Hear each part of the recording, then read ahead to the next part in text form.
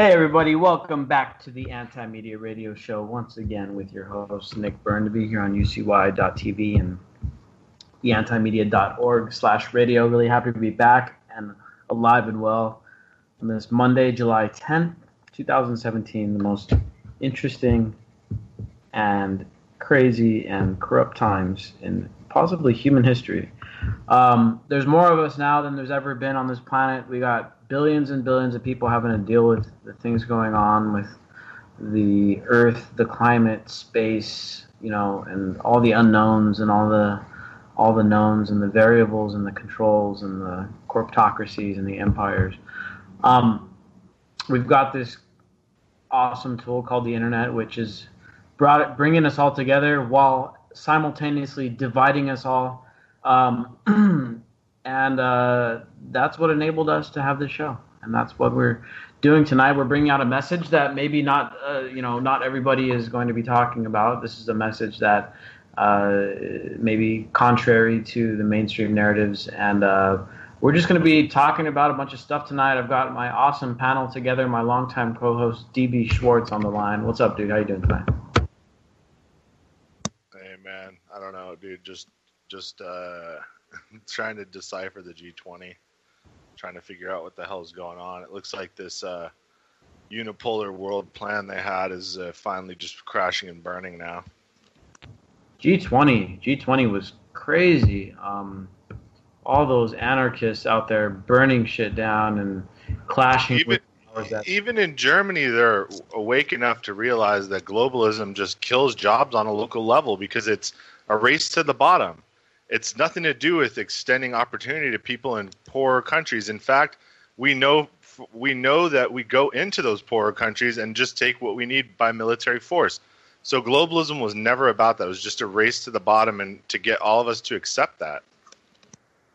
Basically, yeah, they extract the wealth from these poor countries, third and second world countries like in Africa, and then they use the wealth that they create to make companies, which then extracts the wealth from the poor working people here in the developed world, in the United States, Western Europe, and increasingly over in Asia as well.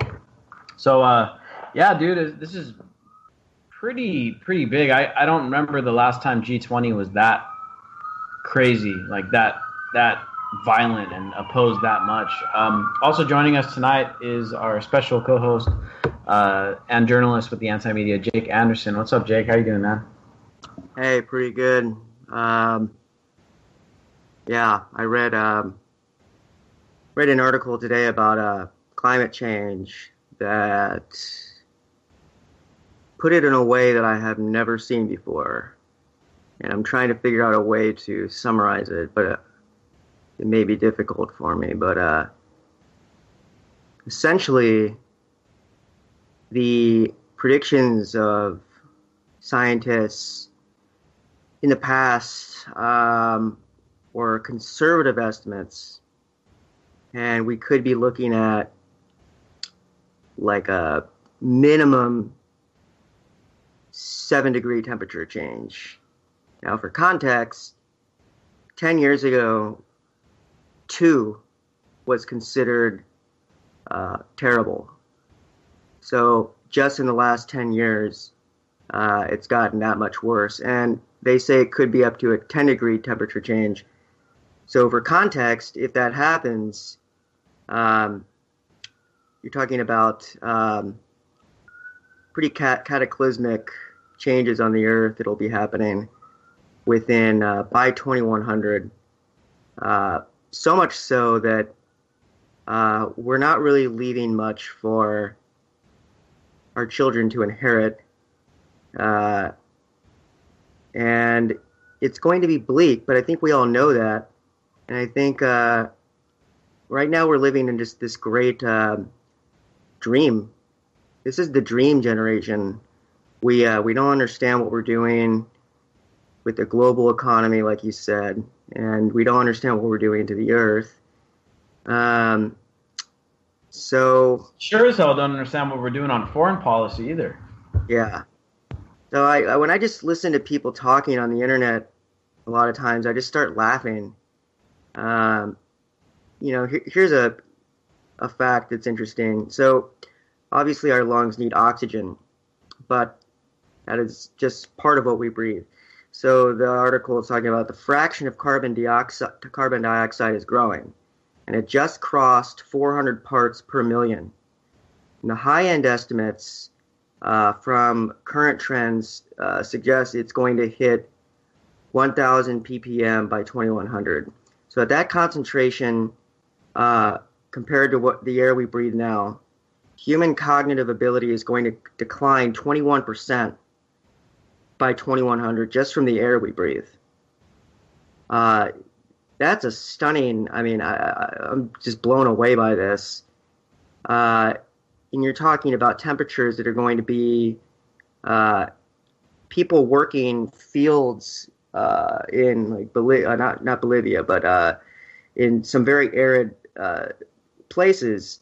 In years past, they would have been able to tend these fields, but the workers now they will get kidney failure working in the heat that they're working in, and without kidney dialysis, you die within a pretty quick period of time.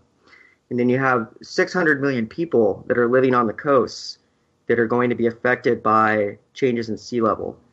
So this article, it's pretty incredible. It's by NY Mag. I don't know what else this magazine does, but it kind of summarizes how we have an inability to grasp, even on a fictional level, what's going to happen with climate change, because we're used to telling stories about ourselves as individuals.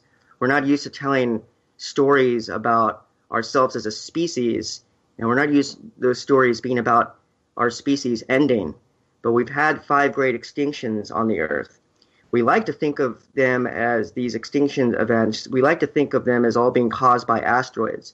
But the reality is the majority of them were caused by climate change.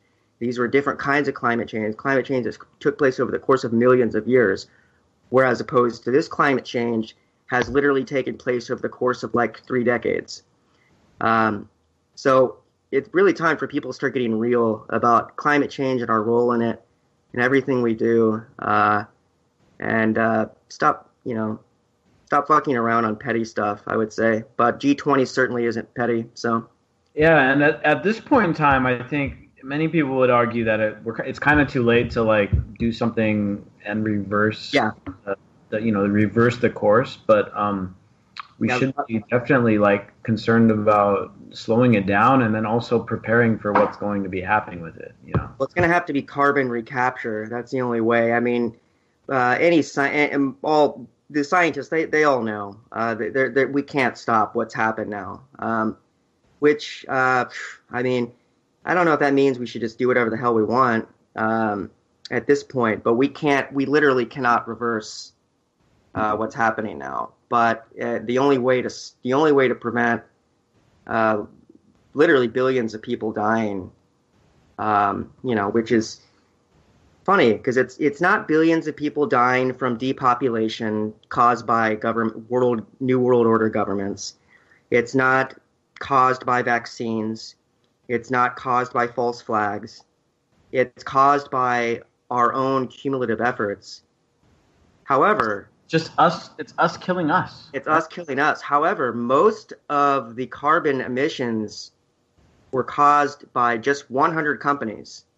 100 corporations contributed 80% of the carbon emissions that have decimated the environment. So maybe that is a New World Order conspiracy. It's subconscious, though. It's not conscious. I don't think they set out to destroy the Earth. They're just pure human greed and avarice caused it to happen. Yeah, I think there's a lot of people, especially Stephen Hawking, and he's been railing against this for like pretty hard now for a couple of years. In fact, there's a new documentary coming out on BBC that's about Stephen Hawking and his idea that human beings are going to have to escape Earth for the species to survive. Otherwise, it's going to die out here from our own doing, basically. Whether it's our own technological advances, climate change, or massive wars. Stephen Hawking, is predicting he's basically saying he guarantees that within the next 100 to 1,000 years that there's going to be some kind of world-ending or human-ending event, and caused by humans, and that we need to go out and colonize space to to keep the species viable or whatever. Jake, I wanted to get your take on this new development from Mars. I don't know if you guys have heard about this yet, but a new study is saying that basically Martian soil is so replete with chemicals and stuff that life can't be sustained on the surface of Mars that they know of.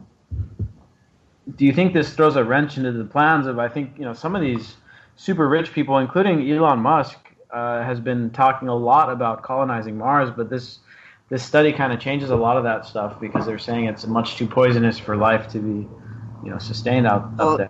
The kind of terraforming that would be required for us to colonize Mars is so, we're almost talking about the same kind of technology as changing the Earth.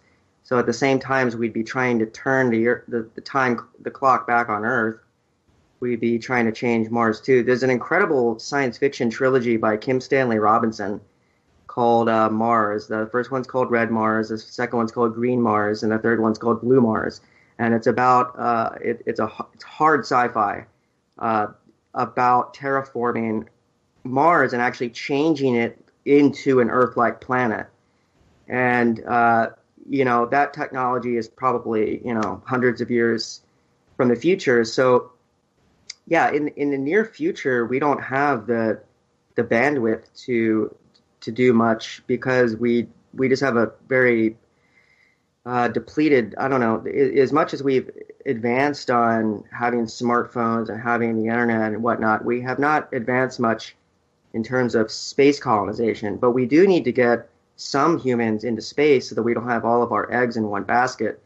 And at some point, one would hope we'll have the ability to terraform Mars or set up a colony on the moon, or and we just need to get people off Earth and incubate these people against the ignorance of our home planet, so that maybe in the future we'll have kind of maybe more of a to continue in the sci-fi vein, maybe more of an Arthur C. Clarke type moon. In The Moon is a Harsh Mistress, he wrote about a libertarian colony on the moon governed by an AI. And, I think in the future, I don't think all humans are going to die. I think billions of them are, but humans are going to go on. We just have to get some of us off world, and then we'll go on, and people will write stories about the days we're living in now, of this kind of dream ignorance that we're living through right now, and it'll be legendary, and hopefully they'll learn from it, and hopefully when they start colonizing the rest of the solar system, they'll have learned from it, and we won't be so ignorant by then. DB, I want to bring you on this because I know we talk often about how some of these super rich people aren't concerned so much about the planet because they don't even plan on staying here anyway. What do you think about this? And the other news story I want to circle into this is the Space Corps, which is a new program that's Congress is putting into the NDAA, the National Defense Authorization Act, which is the big military budgeting that goes through once a year. The Congress is now putting into the budget Space Corps, where they're going to start developing space military programs and stuff like that, which who knows what it'll eventually entail. But when something gets wrapped into the NDAA like this, it normally winds up becoming law because the president doesn't veto this thing very often because it's the big military spending legislation. And if a president vetoes it, well, then the media is going to jump all over you. And it's something you don't do as a president. And the people in Congress, they don't vote against it. It's just one of those things that goes through every year, regardless of how controversial it is. Because remember, the NDAA is also the one that they codified, indefinite detention without trial of U.S. citizens into, and so people, they wrap up some really horrible legislation into this stuff, and I don't trust the military with domestic foreign policy. I sure as hell don't trust the military with intergalactic foreign policy. I mean, come on, do we really want Donald Trump running our spatial, our space foreign policy too? That sounds like a really, really bad idea. Anyway, DB, this news about Mars, the climate being all jacked up, the fact that these guys are on the verge of a world war, and then now we're launching this space military programming. What do you make of it all, dude? DB, we're not hearing you, dude. Yeah, I wonder if he's got his mic on. Yeah. All right. Well, we'll get back to him. Jake, I know you and me briefly talked about this space program. What do you make of it? Well, I think Donald Trump should actually be in charge of the entire matrix that we're living in. I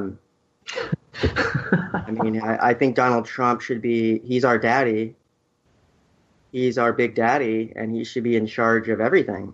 Why? I mean, he knows how to run businesses, dude. Why stop him at just the presidency, Yeah, no, I mean, he should be regulating the stars' temperature. He should be regulating how black holes operate.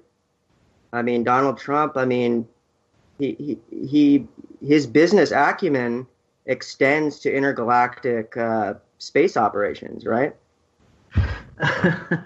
I just, honestly, at this point, I just hope that some aliens come down and put the people running this, who think they're running the show down here, in check. Maybe that's... Any alien, I mean, I don't know. Aliens may have come here already. I mean, a more rudimentary alien may have come. I don't know how they would have gotten here, quite frankly, because with our current technology, with our fastest space probe right now, it would take humans 80,000 years to get to the nearest star. 80,000 years. So imagine the technological leap that you're talking about to be easily traversing these distances. And you're telling me that they're in like a tinfoil saucer pan flying through the sky? No. That's not the way it is. And they're sure as hell not going to be fucking around with us, because it would be like, why would we? I mean, when you see ants crawling around on the ground, do you get down and like try and understand what they're doing? No. Even if they're, destroying like a banana or something, like you don't mess with it, because it's like, who cares? And civilizations, like our organized civilizations, I guess. I mean, I don't know where you. I guess it depends on where you interpret the dawn of civilization, but I'd normally associate it with the agriculture and when people started having cities and stuff. I mean, these things have only been around for, around 10,000 years or less. Our civilization is, you can say that it's 10,000 years old. But what about a civilization that's 10 million years old, or maybe even longer, let's say, 1 billion years old? Well, Nick, how advanced would they be compared to us? Look how quickly our technology evolves every year. I mean, we went from having, computers the size of warehouses to now having much more computing power just in our cell phones. Oddly enough, Nick, this actually ties back into the global warming thing. At the end of the article that I was talking about, they talk about the Fermi paradox. Now, the Fermi paradox is the thought experiment of why, if aliens are so ubiquitous in the universe, why have we not made contact with them? And there's a myriad of theories proposed for that.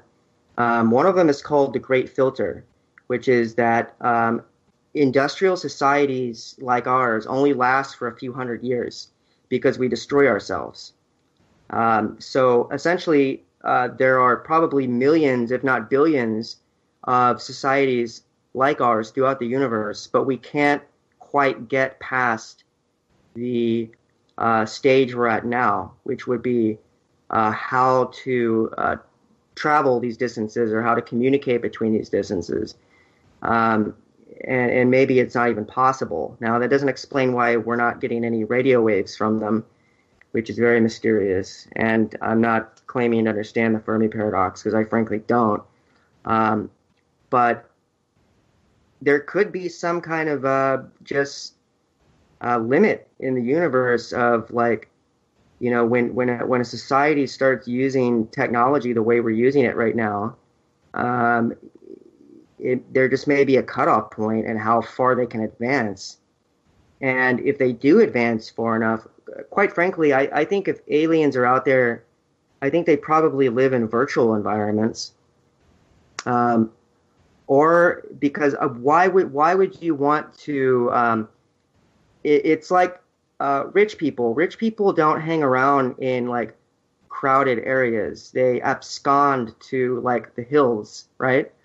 And in rich homes. And it'd be the same with aliens. They're not going to live in these cosmically violent places where there are gamma rays and asteroids and whatnot. They're going to abscond and upload to safer virtual environments. So that's what I think about that. Not that that's what you asked me about. In fact, what did you ask me about? It sounds interesting. That does sound interesting. I was thinking that if and when we experience aliens on Earth, they would probably drones. Probably, you know, it'd probably be someone's technology. It'd be like AI. It'd be like an AI probe. Yeah. Like an anal probe. I'm just kidding. Yeah, basically. Back to that. But think about it. It's the same thing we do. You know, when we send a probe into outer space, you know, we know that it's going to be gone for a long time. We don't want to risk somebody's life to fly in that thing, and you know, so we just send out a probe that's mechanical or is a smart, you know, AI. Soon that's what we're going to be doing if we're not already doing already. But if we did experience something, it would probably be something like that. What the hell happened to DB, man? I don't know. I think he got abducted. Nah, he told me he might have to tap out. I think he's doing business deals, man. I think he's like Jared Kushner or like. He's wheeling and dealing over there. Wheeling and dealing. I think he's doing some Russia deals. He's like the Jared Kushner of the Midwest now. Yeah. But, no, I'm just kidding. Now, Nick, my mind is all over the Fermi paradox right now because I'm working on this article about a simulation argument, and I found this. I'd rather talk about this than about politics because it's an escape. No, but see, I found a way to tie it in. I didn't want to just do just another simulation argument thing. So I figured out why people are so obsessed with this simulation argument, the matrix argument, and it's actually a very recent phenomena, and it started in with the Matrix came out, and then in 2000, the Matrix came out in 1999, and then in 2003, Nick Bostrom wrote a paper called The Simulation Argument, and since then, it's been with technology, it's been this exponential growth of this idea of simulation, and I think it ties directly into our anxieties about technology and our anxieties about not being able to explain the current world we live in. But anyway, that's just a preview. I'll let people wait till the article comes out. Simulated reality. That's a trippy one. Very, very, very interesting conversation, and a lot of people are taking it more seriously as of late. While we're on the sci-fi stuff, Jake, I don't know if you saw this article on the antimedia.org today. In fact, I just made it the top article at the moment on the antimedia.org. U.S. government on verge of reading minds. And so this one is God helmet. Yeah, there he is. There's our boy. Right? The God helmet. The God helmet was brought about through some research by the Martian scientists of Hungary. You guys should Google that. We were worried about you for a second there, man. We were talking about aliens, and we thought maybe It turns out he was doing acid in the bathroom. you were just doing mushrooms. It's not going to be aliens that take me. It's going to be interdimensional beings that pull me up, I hope. I think he was listening while he was being quiet. He's back. This thing is really crazy. So it's being researched by the Carnegie Mellon University, but it's being funded by the U.S. government, the same agency that oversees like all of our intelligence services and stuff. So this is now basically, I mean, they're not deploying it yet for like intelligence gathering or anything, but this is now it's real now. Like it's like 80-something% accurate. Let me see, where's the actual statistic? 87% accuracy in predicting based on scanning somebody's brain what they were thinking. So this technology is, to me, very, very concerning. I mean, dude, like, do we really want someone to be able to be going around, driving around in a truck, scanning people's brains while they're just driving through and just saying, oh, that person's a thought criminal, that person's thinking something bad? Like, this, to me, seems very, very concerning. DB, man, what do you think about this? I sent you something like maybe a week ago about how California was going to be pioneering this pre-crime, which was going to use social media as your algorithm so they can track your metadata and take preemptive action against you, because I guess they're finding that primarily among people that are doing like mass shootings, they're almost always acting out on social media even months beforehand. And that precedent is really, really going to, it's not going to be used for that. It's going to be used for political dissidence. So if you have, any kind of social media platform full of controversial stuff, well, they're going to use that to preemptively, arrest you before you go to a protest or who knows what. Well, yeah. They've been working on, the Defense Department has been working on something called the Sentient World Simulation for like over a decade now. And the Sentient World Simulation is a supercomputer that's basically, it's real-time data, and they're using real-time data and continuously updating it to try and predict like social paradigms. And they're trying to use it to predict social behavior so that they can try and predict like when like people will riot and stuff like that. Now, I haven't heard about the one you're specifically talking about in terms of actually like reading our minds, but the government has actively been trying to, there's no doubt. I mean, they want complete control, and they'll stop at nothing to get complete control. And the technology to read our thoughts, I mean, that's just, it's not even science fiction anymore. I mean, is this going to be a line in the sand where people go, finally, you know what, this convenience just isn't worth it? Because no, there is no line in the sand to America. It will be. I mean, it's going to be used against the average Joe. This is what this is all about. It's not about taking out the elites because they already blackmail them. So this is about basically finding out who you are before you even know and getting rid of you. If you take away beer, there will be a revolution. Beyond that, it doesn't matter. Yeah. Leave the country and come back in through New York City, and you're going to see the future for our country. I mean, the biometric scan to get back in is just, it's amazing. Yeah, dude. It's pretty concerning, man.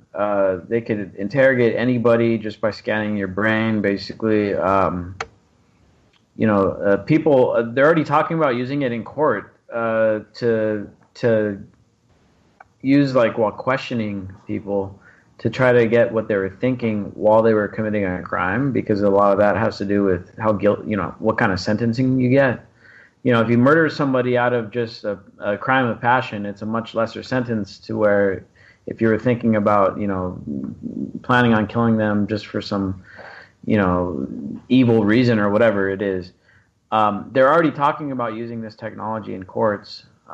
So this is just very, very it's post Orwellian, I guess you could say, because this is now we're coming up on technology where like police state capable technology where Orwell hadn't even thought about this stuff yet. So we can't even call it Orwellian anymore. It's post Orwellian. Yeah, that means Philip K. Dick came up with it, man. Philip K. Dick, you know, he the author of Minority Report.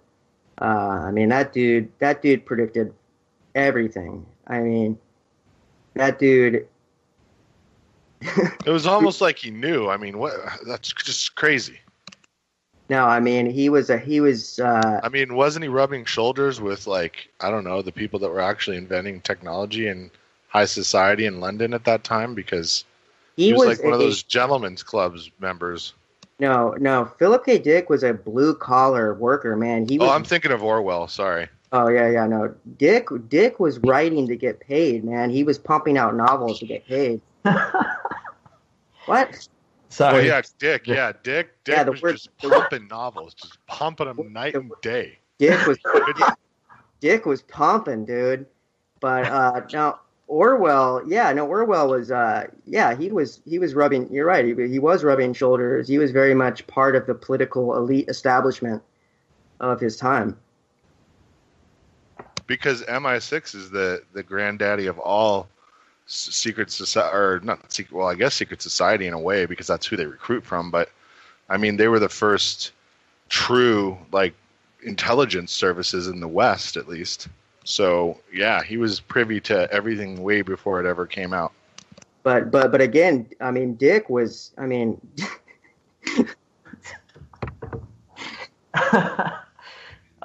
can't stop talking about that guy. Yeah, dude, this is some wild stuff. I mean, like the question DB had is like, where do we draw the line? Where is it? But I tend to agree with Jake here. Like, I don't feel like anybody is making any kind of stink about anything about privacy, man. Like, the what has happened since Snowden blew the whistle on the NSA and stuff? Seriously. The USA Freedom Act, which basically was all it was a privatization of the Patriot Act. That's really all it was. It didn't really reduce by any big measure the amount of spying. It just changed some of the technical aspects and created a couple of new loopholes and privatized the majority of it. So now your phone company does all the work, and the NSA just comes along whenever they need it, and they say, "Oh yeah, by the way, we need all this guy's metadata." Okay, here you go. Like, so it's kind of genius if you look at it that way. But no, you're absolutely right. You're absolutely right. USA Freedom Act. So everyone was like, "Oh yeah, this is awesome. This is gonna be like, we're gonna stick it to the NSA." But at the end of the day, not much changed at all. In some ways, it got worse. People felt like, "Oh, this problem has been solved." And meanwhile, our privacy just gets worse and worse. I mean, especially with these big data companies like Facebook and Google and stuff. Of course, we use their services all the time. You probably found our website through Facebook. But like, we're sacrificing so much privacy right now. It's ridiculous. Like, even the stuff you say when you're not even planning on having audio being recorded, that stuff is already getting recorded and tapped into. And now they got like these, what's the Amazon thing, Alexa, and then the Google Home device and all these things. Like, they're like putting microphones right there out in the open, like normal. And they're recording. Say everything you're thinking into here, and we're gonna ingest it and serve you up a awesome, profitable experience on our end. You know what I mean? Like, they're recording it. They're recording when they're off. When you turn your devices off, they're still recording. This was proven. Yeah. They're in your ass. Like, they're in your ass. Like, if there was ever a time to rebel, it would be now. Like, the government and the corporations combined, the corporatocracy, they have surpassed with flying colors anything that Orwell and Huxley imagined. And no one gives a fuck. People routinely argue with me about, whether these things are bad. These are manifestly bad things. These are manifestly unconstitutional things, manifestly unethical things. And yet you have people with such cognitive dissonance that they're seriously arguing that because the same number of people that die from a lightning bolt every year, that justifies ubiquitous surveillance, real-time surveillance of us at every given. They're looking at us right now.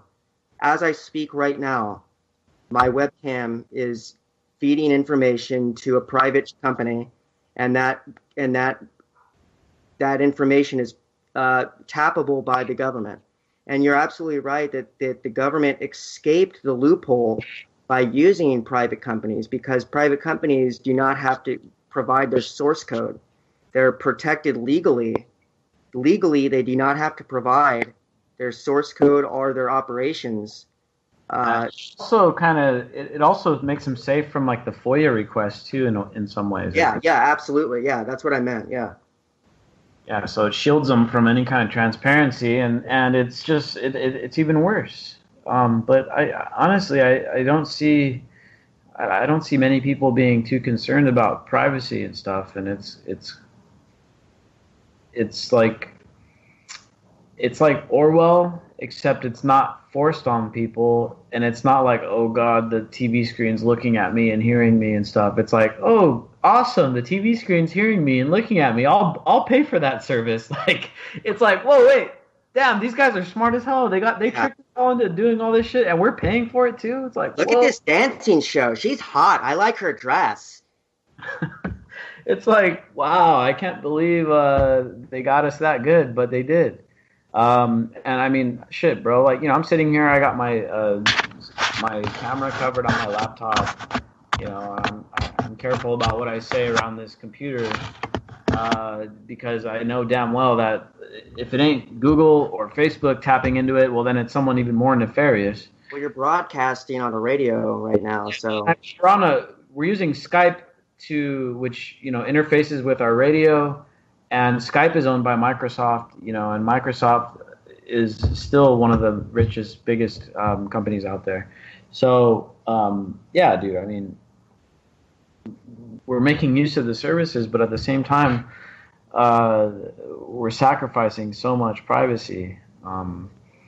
And if people don't, actively begin to counteract these invasions of privacy, well, then we're going to be moving forward with a whole different, way of doing things as humans, because for so long we had private thoughts and private, conversations and things like that, and now all of our conversations are being recorded, and now the government is getting the ability to read our thoughts. So we're entering into a post-privacy era, I guess you could say.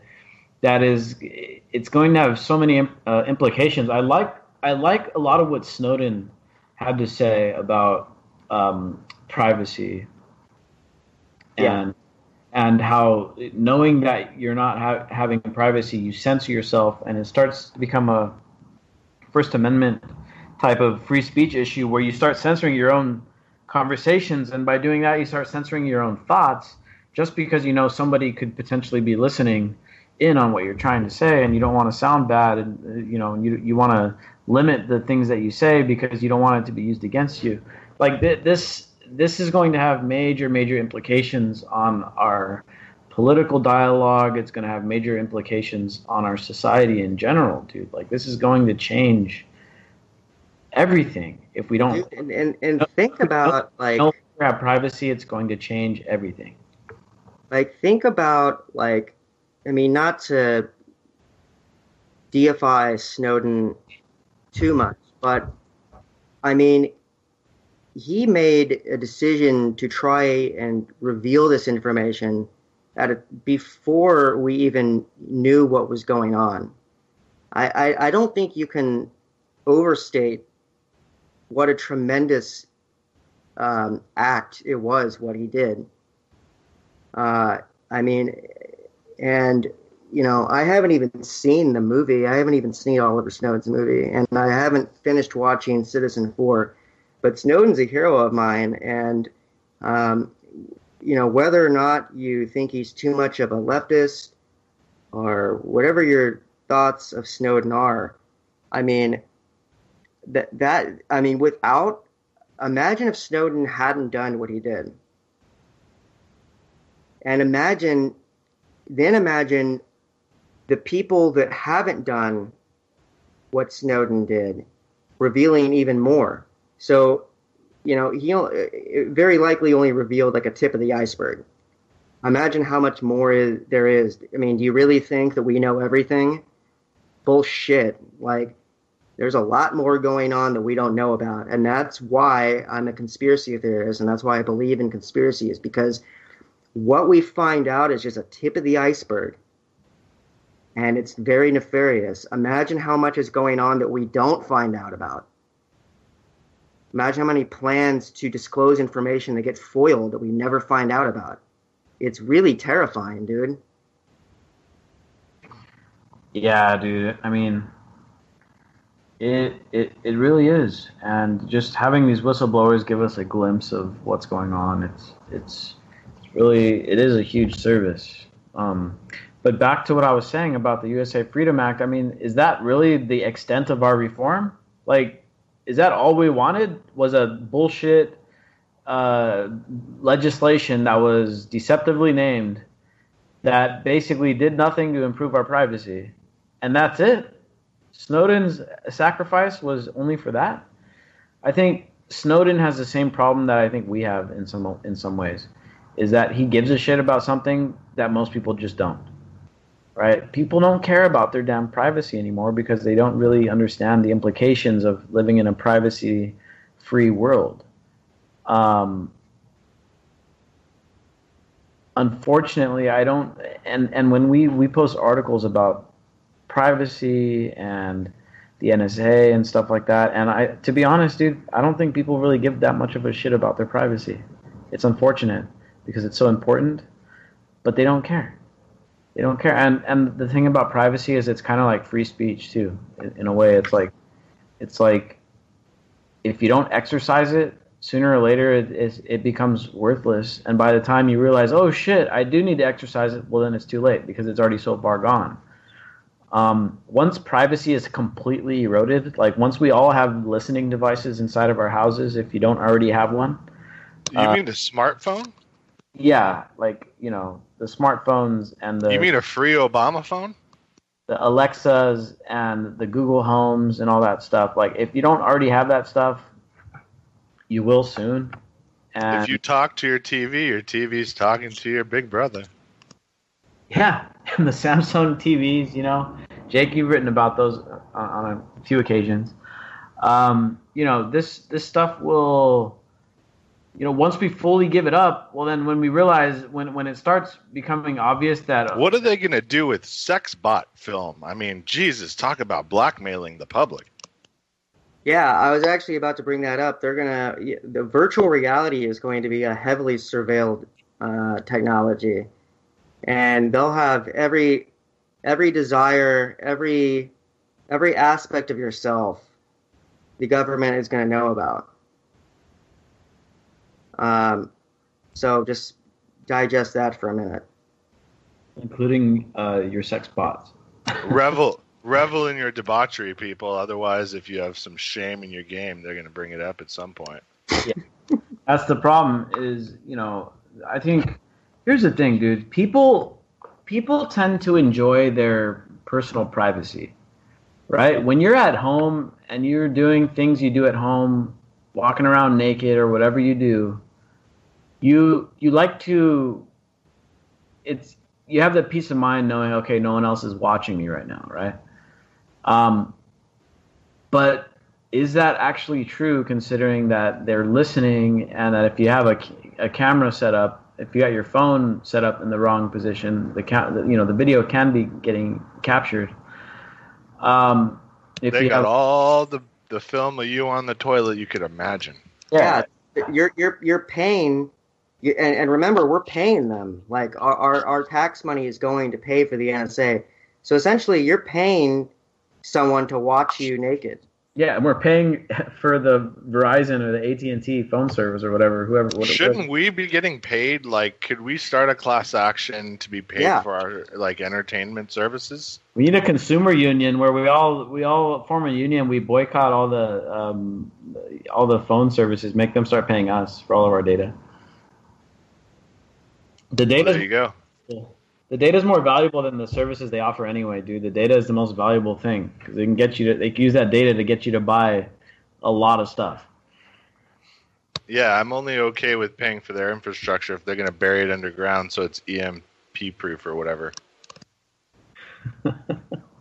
Those lazy ass bastards. Even China's doing that now. You can't tell me we can't do it. Oh man.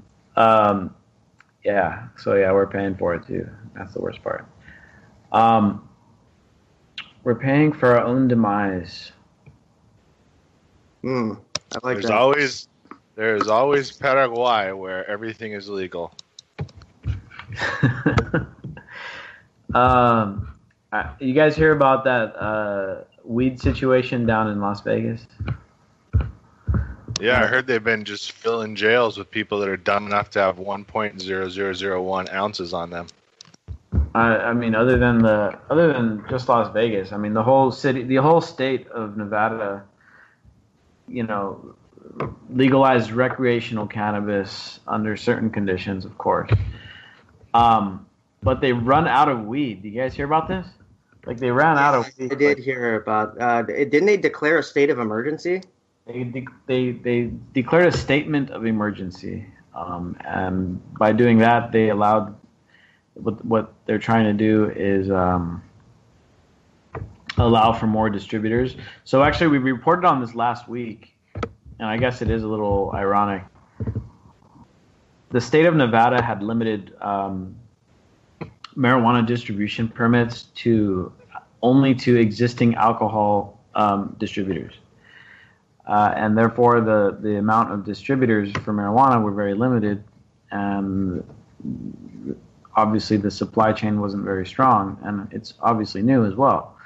But so yeah, it started going on sale like last week, and it's already run out. And so they declared the statement of emergency so that they can grant permits to non-alcohol distributors. So the alcohol industry effectively had a monopoly set up on this, and we looked into it, and of course they were like lobbying the damn state legislature, and they made campaign contributions, and then of course they became the sole monopoly that was able to distribute marijuana. But because of the emergency, they're saying, okay, anybody can apply who, I'm sure there's standards, but everyone else can start applying. So that's kind of an interesting thing. I mean, the government, again, like they're just trying to, they can never just let something be. Like, how awesome is the cannabis industry because the government really can't do anything about it? Like, how awesome is it? Nobody has died. Nobody has died from weed yet. So to tell me well, just wait until Monsanto gets their hands on it, though, Nick. I mean, to say that the government needs to come in and regulate the cannabis industry and say, oh, yeah, well, we need to make sure it's safe and we need to make sure it's this and make sure it's that. Yeah, well, what the hell? We need to make sure it's got Roundup. Like, what in the hell are they doing about opiates? I thought they were in charge of making sure all that was good, too. That's what's killing most of the people right now. So, like, dude, like... But that's excellent business, Nick. We don't need the government to come in regulating industries that are already doing fine on their own. If you got an industry that's killing a bunch of people, then okay, I could maybe understand that the argument could be made for that. Not saying I would support it, but I can understand the argument. But the damn cannabis industry kills nobody, and it generates billions and billions and billions of dollars in revenues for all of these areas where they have these businesses at. And the government wants to come in and say, well, we're going to set up a monopoly here in Nevada, and only these guys can distribute it. And it's like, okay, well, congratulations. 1 week in, and you've already run out of product because you guys suck. So the cannabis industry, this is what bugs me the most about all the reform. The reform is cool. But along with reform comes massive regulation and taxation. You don't need all that stuff. Cannabis was fine on its own. It enriches small farmers. It enriches small business owners. And they don't need to be taxed because they use the money. Dude, all the growers that I know, the people that sell weed and all that stuff, he's a distinguished gentleman. They contribute a lot to their communities. They don't need to be taxed. They already put money back in to the whole system. Like, that's what I think people don't get. You tax them, take the money out, well, then that money doesn't go to the community around where the businesses are. It goes to the damn bureaucrats in Washington, D.C., and their homies who have made campaign contributions who own large businesses.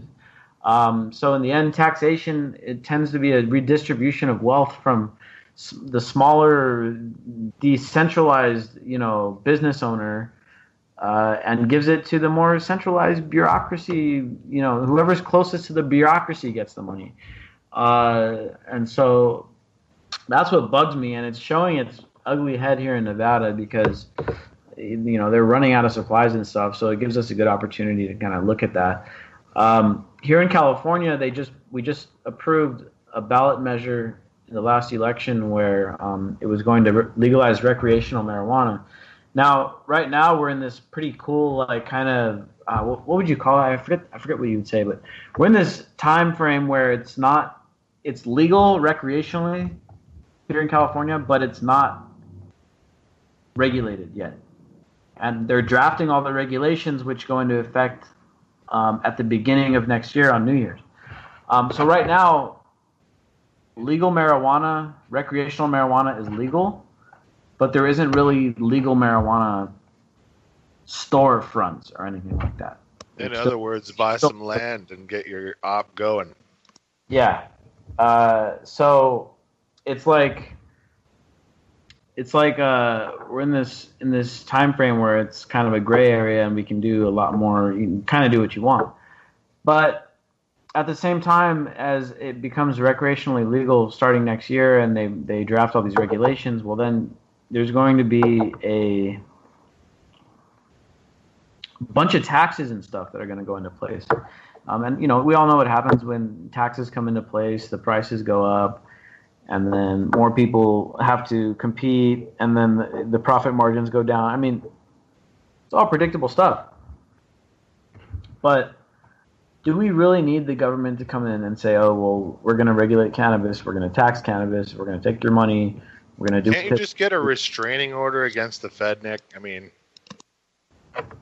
That'd be nice, right? That'd be really nice. I mean, can't the sheriffs just physically be like, get out? The regulation sucks, but if it's that or people spending their lives in prison for it, it's one evil over the other, I guess. And that's why, in the end, I do support legalization, full legalization, and unfortunately, that comes with the overregulation, which it's an unnecessary evil, but it comes with the territory. If you want to legalize marijuana, you also have to appease the liberals that say, okay, well, if we're going to legalize it, we got to use it and tax it and, use it to fund some awesome programs for people. And it's like, yeah, fine. You guys got good intentions and okay, fine. But if that comes with the territory, so be it. At least we're not putting people in chains for smoking weed and doing coke or whatever. And that brings me to the next article here. I mean, some good coverage on drugs today. Oregon legislature passes bill to decriminalize cocaine, meth, heroin, MDMA, LSD. I'm guessing mushrooms are probably already decriminalized up there, along with marijuana. I know marijuana for sure is already legal in Oregon. So this is a step in the right direction. They've essentially defelonized it. Now, they're not the first state, really. I think California did it first a year and a half ago or so. What was it, Prop 47, something like that? Here in California, they defelonized drug possession for personal use. So, of course, you can still get arrested and thrown in jail if you're caught selling drugs, but generally speaking, if you get caught possessing personal amounts, it's not going to be a felony. You're not going to go to jail. You'll get a citation. You have to go to court and everything still, but you're not going to be going to jail for it. So, that's kind of I guess it's a step in the right direction, because drugs need to be legal. They need to be dealt with. Drug addiction needs to be dealt with as a health issue, not a criminal issue. The fact that we're criminalizing drug addicts, it may be the single worst domestic policy in the United States, because what we're doing is we're getting people who have health issues and we're putting them in prison because of their health issue. That is very, very inhumane. Obviously, foreign policy is a huge disaster in the United States, but the drug policy is the second biggest thing, I think.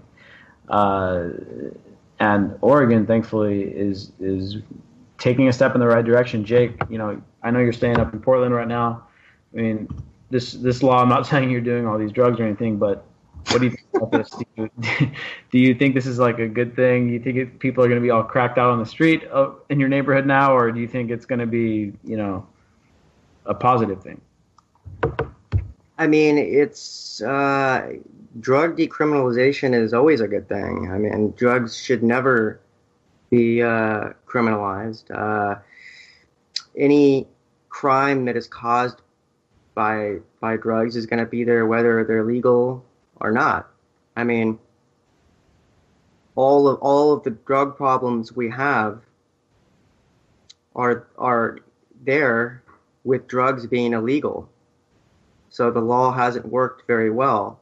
And in fact, conversely, we have legal drugs like opiates and alcohol causing far more problems than anything else.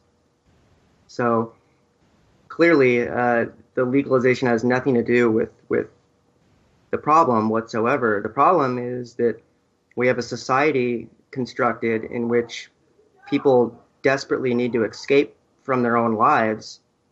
And I think that's the bigger problem. And of course, even worse is that we have no safety net, social safety nets, not financial safety nets, but we don't have a mental illness infrastructure set up for people to understand what's happening to their brains when they become addicted to things. And I think that's the bigger problem. And yeah, I mean, with respect to the Oregon bill, I mean, I think I've always been an advocate for drug legalization. And I mean, it's such a convoluted issue. I mean, there's no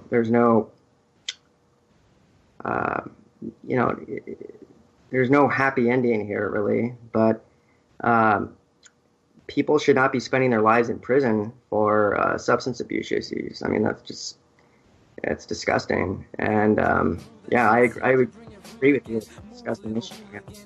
Thank you all for tuning in. Time Media Radio. We'll be back.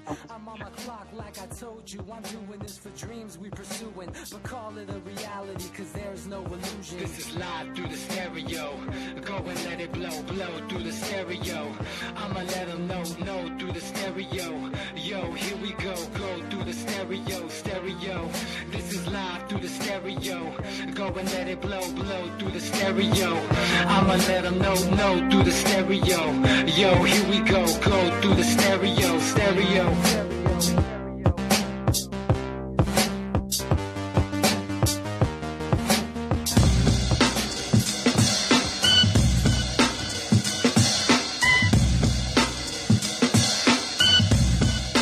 The Anti-Media Radio with your host